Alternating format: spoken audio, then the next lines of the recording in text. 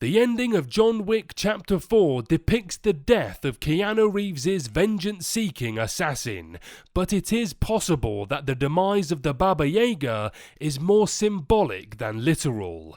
Chapter 4's ending concludes with a deadly duel between John and the swordsman Kane, played by Donnie Yen, with both collaborating to kill Bill Skarsgård's Marquis Vincent de Gramont in order to earn their freedom from the High Table.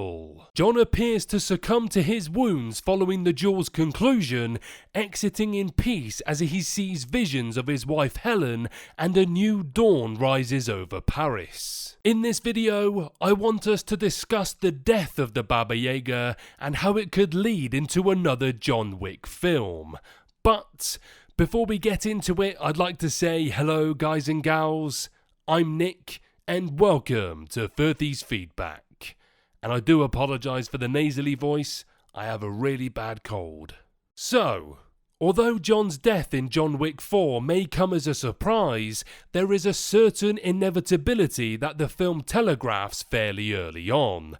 As recounted by director Chad Stahelski to Collider, John's journey over the course of Chapter 4 involves him coming to terms with the realization that he has burdened his friends and allies. Following the raid on the Osaka Continental, John resolves to put an end to that cycle, which he does by sacrificing himself for Kane.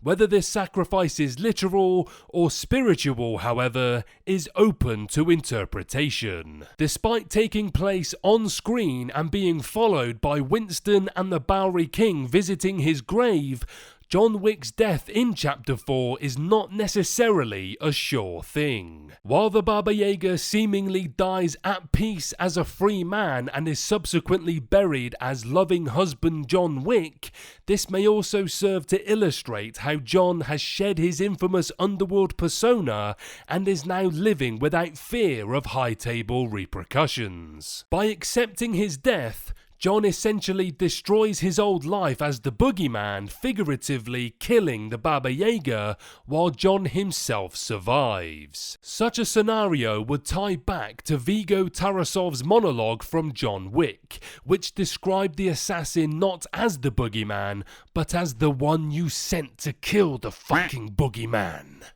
The case for John's survival at the end of Chapter 4 is further strengthened by his dog perking up while Winston and the Bowery King pay their respects. Speaking to THR, Stahelski also discussed an alternate ending that was shot, with John's survival being more explicit, and while the film ultimately moves in another direction, it still doesn't feel like John's fate is certain. Although very much a deadly assassin, each John Wick movie has illustrated the character's reluctance and subsequent defiance regarding his return as the Baba Yaga.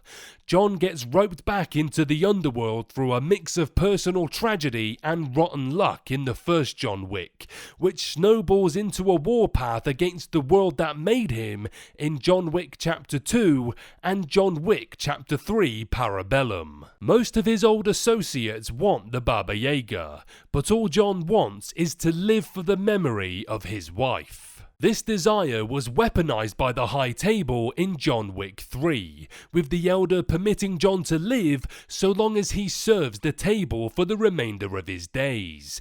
John instead decided to stand against the table once it became clear he would be living for them and not honoring Helen's memory. This becomes John's guiding mission in Chapter 4, as he fights to live as a free man, however brief that may be.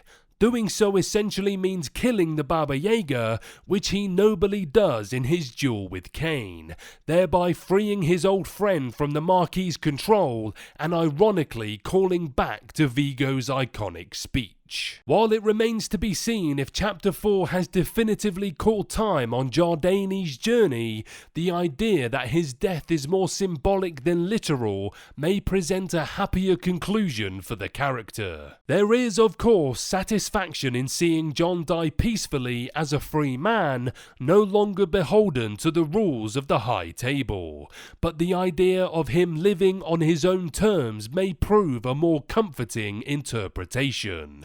With John Wick 5 still very much on the table, pardon the pun, a definitive answer may soon emerge. What do you guys think? Did John literally die in Chapter 4, or was it a more symbolic death of the Baba Yaga? Let me know below.